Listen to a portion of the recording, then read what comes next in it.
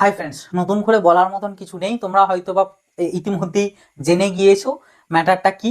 সেটা হচ্ছে প্রত্যেককেই জানো, গত 7ই আগস্ট আমাদের ক্যালকাটা হাইকোর্ট থেকে বিচারপতি কৌশিক চন্দ্র তিনি যে জাজমেন্ট দিয়েছিলেন, সেই জাজমেন্ট ছিল 7% রিজার্ভেশন এবং 66 ক্লাসেস নিয়ে। এখন আপাতত যে সমস্ত পরীক্ষাগুলো আমাদের পরীক্ষা বা ফর্ম ফিল আপ যেগুলো আমাদের সুপ্রিম কোর্ট থেকে যে রায়টা দিয়েছিলেন ওই জুলাইয়ের যে লাস্টের দিক করে, তো তার আগে হয়ে গিয়েছে, সেগুলোতে 7% রিজার্ভেশন এবং 66 ওবিসি ক্লাসেসকে নিয়ে এগোতে, আর যেগুলো তার পরে এখন হবে সেগুলোতে 17% নিয়ে এগোতে। তো এই রায়টা আমি যেমনটা তোমাদের জানিয়েছিলাম যে রাজ্য মানতে চাইবে না, কারণ রাজ্যের চাই 17% রিজার্ভেশন ওবিসিদের জন্য, এবং ওবিসি এ বি ভাগ চাই, এবং তার পাশাপাশি অ্যাটলিস্ট 140টা সাবকাস্টকে আমাদের চাই। তো সেই মতো আমাদের সুপ্রিম কোর্টের কাছে রাজ্য আবার গিয়েছে চ্যালেঞ্জ করে, যেটা একটা সাইকেল যেটা চলছে এতদিন ধরে, যেমনটা হয়ে আসছে। রাজ্য স্টেট, স্টেট থেকে আবার সুপ্রিম কোর্ট, সুপ্রিম কোর্ট থেকে আবার হাইকোর্ট, আবার স্টেট হয়ে সুপ্রিম কোর্ট, যে সাইকেলটা চলছে সেই সাইকেল মতো আবার সুপ্রিম কোর্টে গিয়েছিল, এবং যেটার আজকের একটা হিয়ারিং হওয়ার সম্ভাবনা ছিল। কিন্তু দুর্ভাগ্য বিষয়, আজকে আমাদের হিয়ারিং হয়নি সুপ্রিম কোর্টে। মানে যে জায়গাতে আমাদের সম্ভবত আইটেম নাম্বার 35-এ লিস্টেড ছিল আমাদের এই ম্যাটারটা, তো 35 পর্যন্ত আজকে যায়নি হিয়ারিং এ। তো যে কারণে হিয়ারিং হয়নি। এবার যেটা কম্পিউটার জেনারেটেড আপাতত নেক্সট ডেট যেটা দেখাচ্ছে, টেন্টেটিভ ডেট, সেটা হচ্ছে মানে যেটা বেরিয়ে আসছে ডেট, সেটা হচ্ছে 9 সেপ্টেম্বর, মানে প্রায় 1 মাস পর। এবার সেইটা আপাতত ভাবে সেই দিনই যে হবে তার কোনো গ্যারান্টি নেই, বা হিয়ারিং হলেও সেই দিনই যে জাজমেন্ট দেবে এটারও কোনো গ্যারান্টি নেই, তো আরো পিছোতে পারে, কোনো কনফার্মেশন নেই। আপাতত ভাবে 9 তারিখটা ডেট দেওয়া হচ্ছে। তো এবার মানে এটা একটা আপডেট মতন বলতে পারো, এখানে বলার আর কিছু নেই যে কি হবে না হবে। কিন্তু কি দেখো, এক্ষেত্রে একটা জিনিস তোমাদেরকে বলি, সেটা হচ্ছে এই যে পুরো ম্যাটারটা না, এটা পুরোটাই অনেক দিন আগেই ক্লোজ হয়ে যেত, বা এখনো এটা ক্লোজ হয়ে যাবে, শুধুমাত্র একটা জিনিসে আমাদের স্টেট গভর্নমেন্টকে সম্মতি দিতে হবে। সেটা হচ্ছে যেটা আমাদের গত 7 তারিখে হাইকোর্ট থেকে যে রায়টা দেওয়া হয়েছে, যে জাজমেন্টটা, সেটাকে মানতে হবে। বাস, এর বাইরে আর কিচ্ছু না। কারণ আমাদের হাইকোর্ট থেকে প্রথম থেকেই কিন্তু বলে আসা হয়েছে যে 7% রিজার্ভেশন নিয়ে চলতে এবং 66 সাবকাস্টকে নিতে আমাদের ওবিসি। কিন্তু আমাদের স্টেট গভর্নমেন্টও আবার এই জিনিসটা প্রথম থেকেই মানতে রাজি নয়। তাদের প্রথম থেকেই দাবি 17%ই চাই। প্রথমে ছিল আরো সবাইকে ছিল, বাট যাই হোক, পরে আবার সেটা তারা চেঞ্জ করে সার্ভে করে 140টা সাবকাস্টকে অ্যাটলিস্ট তারা লিস্টেড করেছে। ওবিসি এ বি হিসাবে ভাগ টাগ আছে 49, 91 এরকম সামথিং, যাই হোক সে মানে যাচ্ছি না, টোটাল 140টা স্টেটের আমাদের এটাই চাই। তো এই নিয়ে চলছে একটা পুরো সাইকেল। তো কিছু করার নেই। আর হাইকোর্টে যখনই কোনো কিছু হবে, হাইকোর্ট সেই সেই এই এই জিনিসটার উপরেই তারা বহাল থাকবে, কিছু করার নেই, কারণ হাইকোর্ট প্রথম থেকেই বলে আসছে।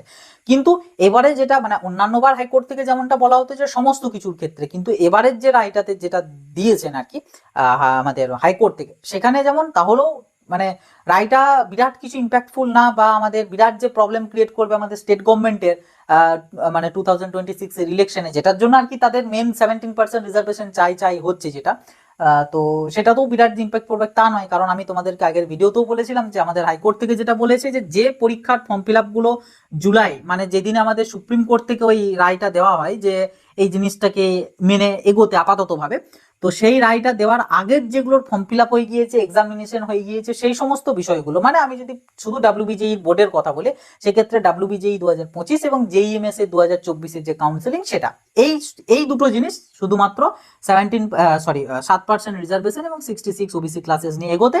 বাকি যেগুলো রয়েছে মানে যেগুলো এই ডেটের পর হবে, যেমন জেন পাস, এনএম, জিএনএম, জিলের যে এগুলোর ফর্ম ফিল আপ থেকে শুরু করে যাবতীয় কিছু, সেগুলো সব 17% নিয়েই হবে। তো এইটাতে শুধুমাত্র ওই দুটো এক্সামিনেশনে মানতে রাজ্যের কি এমন ক্ষতি হবে আমি জানি না, বরং উল্টে এতদিন ধরে এই যে ঝামেলাটা চলছে না, এতে এই যে 17% চাই চাই যে হচ্ছে না, এটার জন্য তাদের এমনি ইম্প্যাক্ট অনেকটা হয়তো কমে যেতে পারে। জানি না, যদিও সেগুলো পার্সোনাল ম্যাটার, নিজেদের নিজেদের, কিন্তু আমার মনে হয়, কারণ যা দেখছি চারিপাশে, বিশেষ করে আমাদের স্টুডেন্ট কমিউনিটির থেকে যে পরিমাণ তাদের ইম্প্যাক্টটা থাকার কথা বা থাকতে পারে বলে আশা ছিল, সেই জায়গার থেকে হয়তো বা কিছুটা হতাশ হতেও পারে। জানি না স্টুডেন্টরা কে কেমন মানে মানে ভাবে নেবে, কিন্তু মেন কথা যেটা, সেটা হচ্ছে পুরোটাই এটা স্টেট গভর্নমেন্টের ফেলিওরের জন্য। এবার দেখো, আমাদের আজকে হচ্ছে 11 আগস্ট, ঠিক আছে, আর নেক্সট হিয়ারিং এর আপাতত ডেট আসছে 9 আগস্ট। এই ডেটটা হয়তো, সরি, 9 সেপ্টেম্বর, এই ডেটটা হয়তো আরো এগোতে পারে যদি রাজ্যের তরফ থেকে এক্ষেত্রে আমাদের মানে আর্জি জানানো হয়, রিকোয়েস্ট করা হয়, তো এগোতে পারে। কিন্তু এগোলেও সেই দিনই যে হবে বা প্রপার জাজমেন্ট আসবে তার তো কোনো মানে নেই। মানে এখন ধরে রাখতে পারো আরো 1 থেকে 1.5 মাস কিন্তু আমাদের ম্যাটারটা চলতে পারে, ঠিক আছে। এরপর আবার যে হাইকোর্ট থেকে কোনো মামলা আসবে না বা হাইকোর্ট থেকে ফের আবার এরকম কোনো কিছু বলবে না, এটারও কোনো গ্যারান্টি নেই। আবার যে সাইকেল অনুযায়ী আবার সুপ্রিম কোর্টে যাবে, এটারও কোনো গ্যারান্টি নেই। কিন্তু যাই হোক, এক্ষেত্রে যেটা বিষয় সেটা হচ্ছে এই যে হিউজ টাইমটা রয়েছে, এর মাঝে কিন্তু আমার যেটা মনে হয় স্টেট গভর্নমেন্টকে অ্যাটলিস্ট এই জিনিসটার উপর মান্যতা দিয়ে এখন আপাতত যে এক্সামগুলো পেন্ডিং রয়েছে, সেটা ডাব্লিউবিজেই বলো, আমাদের জেনপাস বলো, বা এনএম বলো, কিংবা আদার যে সমস্ত এক্সামস গুলো রয়েছে, সেই সমস্ত এক্সামস গুলোকে কিন্তু প্রসিড করে দেওয়াটা আমার মতে বলে উচিত। কারণ এতে একাডেমিক সেশনের উপর প্রচন্ড কিন্তু প্রবলেম করবে।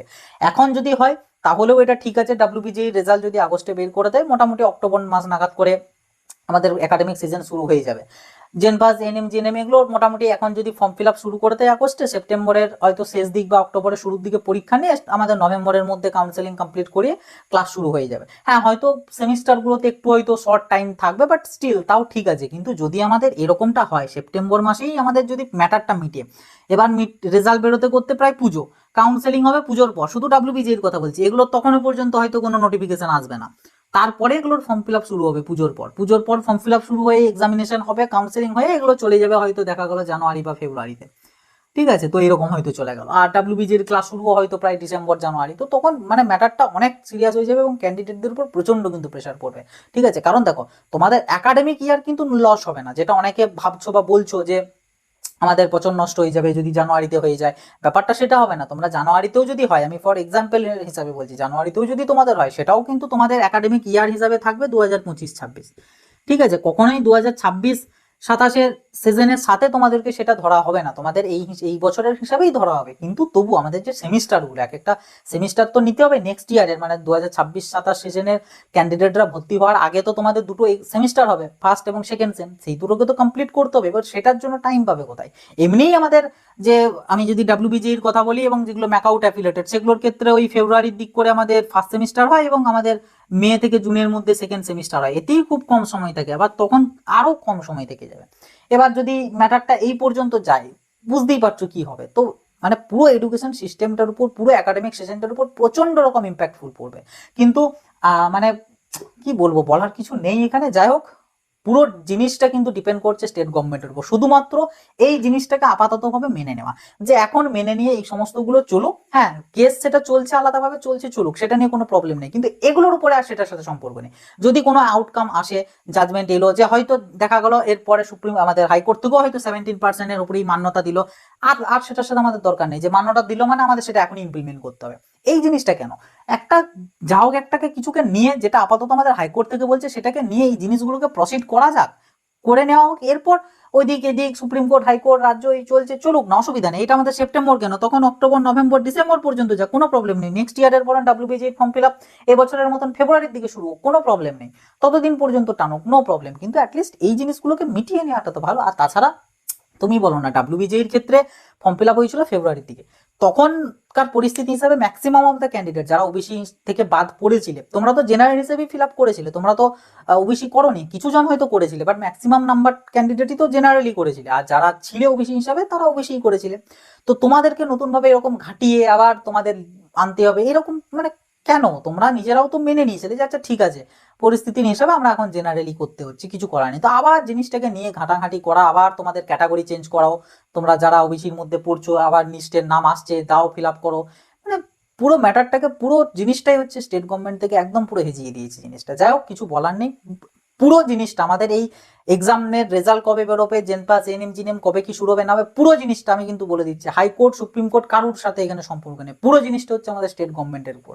স্টেট গভর্নমেন্ট যেটা চাইবে সেই হিসাবেই হবে। স্টেট গভর্নমেন্ট যদি এতদিনে চেয়ে নিত যে আমাদের এটাতে ঠিক আছে, আমরা এবছরটার জন্য মান্যতা দিয়ে দিচ্ছি, অনেক আগে কিন্তু এই সমস্ত কিছু ম্যাটার ক্লোজ হয়ে যেত, এতদূর পর্যন্ত আসতো না।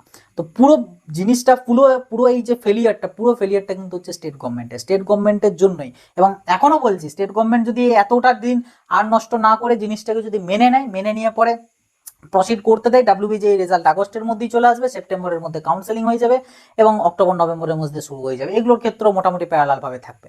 তো পুরো জিনিসটা কিন্তু অনেকটাই সেফ থেকে যাবে এবং তাদেরও কিছুটা ভালো হবে যদি 2026 ইলেকশনের কথা বলি। কিন্তু যদি আরো এত দেরি করে না, ম্যাটারটা খুবই খারাপ হবে, বিশেষ করে এডুকেশন সিস্টেমটা আরো ভেঙে পড়বে। এমনিতেই যদিও কিছু নেই, আর এখন আর বলার মতন, আগে যেমন ওয়েস্ট বেঙ্গল হিসেবে একটা প্রাউড ফিলিং এর ব্যাপার স্যাপার থাকতো, বাট এখন নেই, তোমরা প্রত্যেকেই জানো।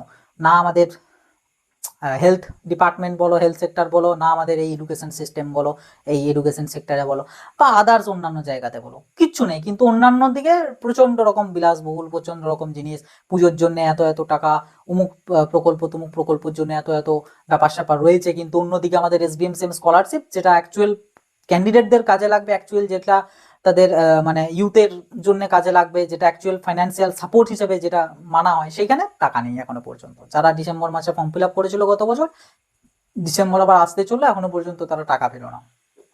কিন্তু কি হবে, কিন্তু অন্যদিকে প্রচুর টাকা এধার ওধার বেরোচ্ছে, কিন্তু এইটার জন্য টাকা নেই, বলছে কি ফান্ড অ্যাভেলেবেল নেই।